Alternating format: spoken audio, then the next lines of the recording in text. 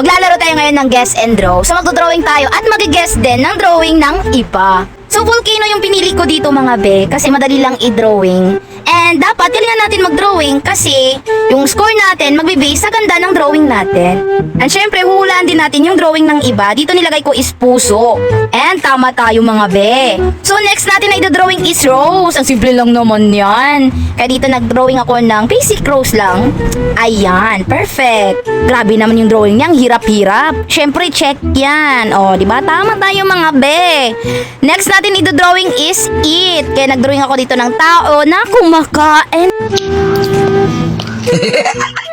Ang easy naman ng ipapag-guess mo sa akin. Syempre burger yan. Favorite natin yan mga be. Top 1 na naman tayo mga be. O, diba? Ganun lang ka-easy. Sa mga gusto maglaro ng draw and guess, download WePlay on App Store.